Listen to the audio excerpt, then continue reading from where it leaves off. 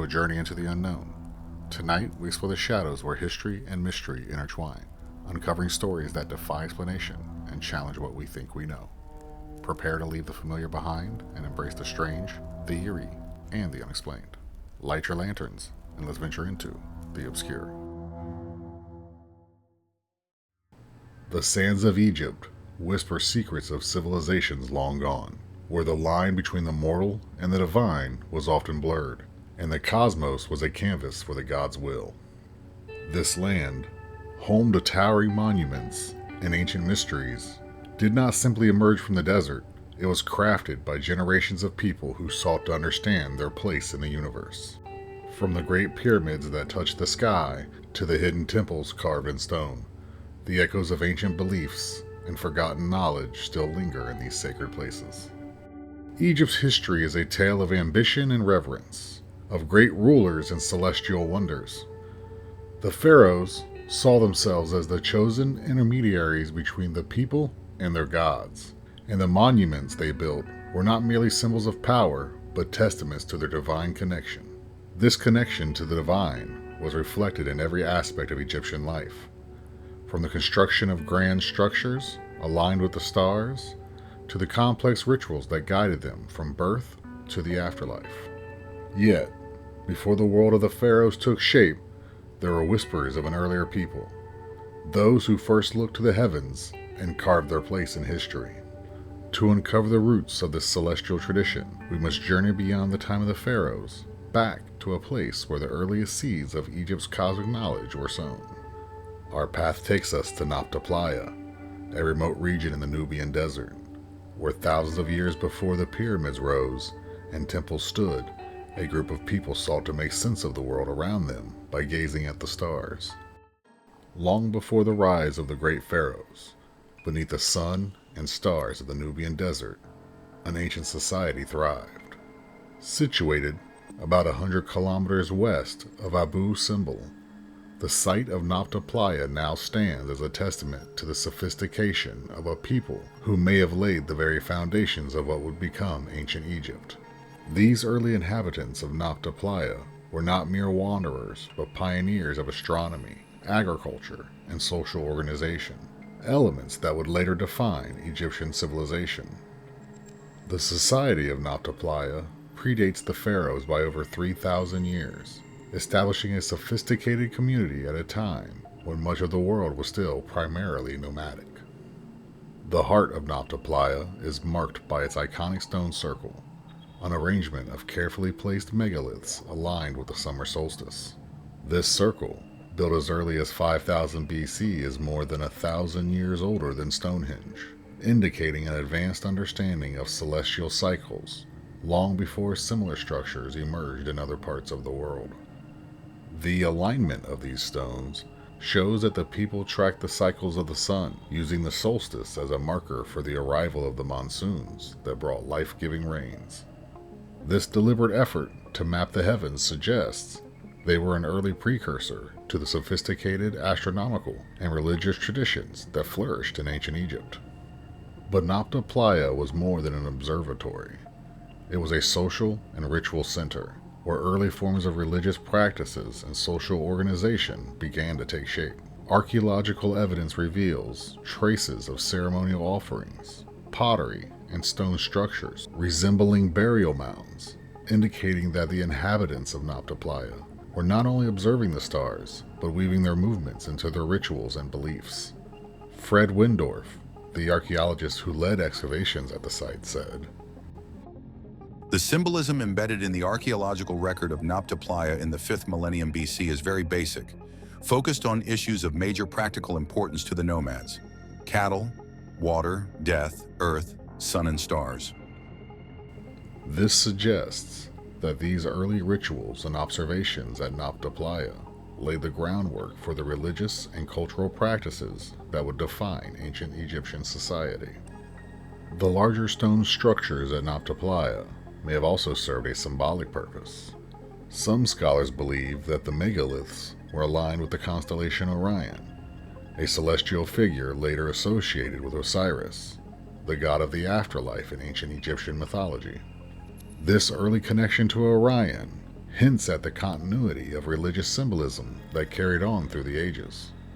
The people of Nabta Playa, like the Egyptians who followed, saw the cosmos as a reflection of the divine and the mortal, a cycle that connected the heavens and the earth.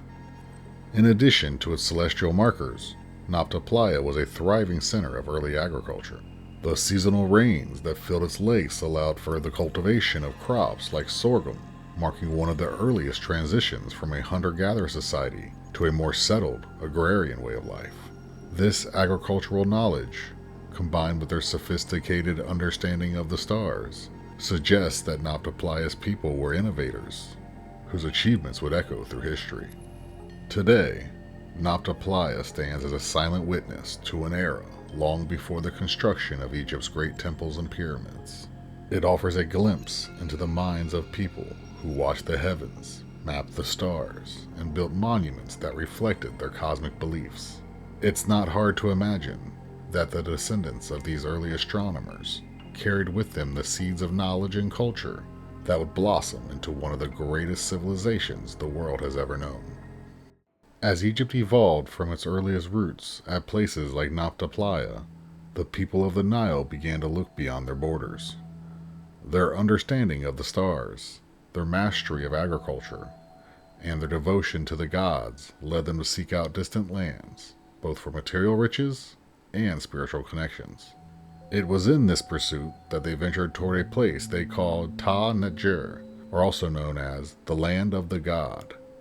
This mysterious realm, known to us as Punt, was described by the Egyptians not merely as a trading partner, but as a divine land blessed with an abundance of riches and the favor of the gods. Punt was a land of myth and wonder to the Egyptians, who saw it as the source of precious commodities essential to their religious practices and royal life. The long, perilous journeys to Punt would bring back gold, ebony, exotic animals, and above all, myrrh and incense, essential offerings to the gods. These expeditions, which took place during the height of Egypt's power, are most vividly recorded in the reign of Queen Hatshepsut. Her famous expedition to Punt, immortalized on the walls of her temple at Deir el-Bahari, depicts the Egyptians sailing the Red Sea and being greeted by the rulers of Punt, their distinctive homes raised on stilts in what seemed like a lush, tropical paradise. The great ships were laden with the marvels of the land of Punt, all goodly fragrant woods of God's land, heaps of myrrh resin, with fresh myrrh trees, ebony and pure ivory, green gold of emu, cinnamon wood, incense, eye cosmetics, apes, monkeys, dogs, and skins of the southern panther. The wealth of Punt was not just a material bounty. It was seen as a spiritual gift to Egypt from the gods themselves. Yet, despite Punt's central role in Egyptian trade and religious life, its precise location and identity remain shrouded in mystery. The ancient records offer only tantalizing clues, describing it as a distant land accessible by sea, somewhere along the coasts of modern-day Somalia, Eritrea, or even southern Arabia. But beyond these geographical hints lies the question of Punt's people and why they left no traces of their own civilization. Unlike the great temples and monuments of Egypt, Punt has no surviving records, no inscriptions or ruins to tell its story. It's as if Punt existed only in the pages of Egypt's history, a place both real and mythical, a symbol of the far reaches of Egypt's ambition and its desire to connect with lands beyond the known world. As Egypt continued to expand its horizons and build connections with distant lands like Punt, its society grew more sophisticated, and its architectural ambitions reached new heights. This period saw the construction of monumental structures that symbolized not only the power of the pharaohs, but also their intricate understanding of the cosmos and the divine. Among these grand endeavors, one stands out as an enigma, the Lost Labyrinth of Egypt. According to ancient accounts, this labyrinth was a vast and bewildering complex, a testament to Egypt's mastery of architecture and its reverence for the gods. The labyrinth, located at Hawara, near the pyramid of Pharaoh Amenemhet III, was described in vivid detail by Greek historian Herodotus during his travels to Egypt in the 5th century BC. In his histories, Herodotus wrote of a structure so grand that it surpassed even the pyramids in complexity. It has 12 courts, all of them roofed, with gates facing one another, 6 to the north and 6 to the south. Within are 2 kinds of chambers, half under the ground and half above it. 3,000 of these chambers, of each kind 1,500. This monumental complex was said to contain thousands of rooms, connected by a series of corridors, making it a place designed to both awe and bewilder. Several centuries later, the geographer Strabo confirmed Herodotus' account, emphasizing the labyrinth's grandeur and the disorienting layout of its courtyards and chambers. According to Strabo, the labyrinth was not just a wonder of architecture, it was a sacred place, dedicated to the gods of Egypt and built to honor all the deities of the Nomes. Yet, despite these detailed descriptions, the labyrinth's fate remains a mystery. In the late 19th century, archaeologist Flinders Petrie ventured to the site near the pyramid of Amenemhat III. He uncovered what he believed to be the foundations of this legendary structure, a massive rectangular area that hinted at its original scale. However, the ruins that Petrie found were fragmented, reduced to their bare foundations, with the intricate chambers and courtyards lost to time. Some believe that the labyrinth was intentionally dismantled in later periods, its valuable stone repurposed for other constructions. Others suggest that it simply succumbed to centuries of erosion and neglect. Whatever the cause, the labyrinth now exists only in words of ancient historians and the imaginations of those who seek to understand the mysteries of Egypt's past. The lost labyrinth of Egypt remains a symbol of the heights to which Egyptian civilization aspired, a place where architecture, divinity, and the cosmos intertwined.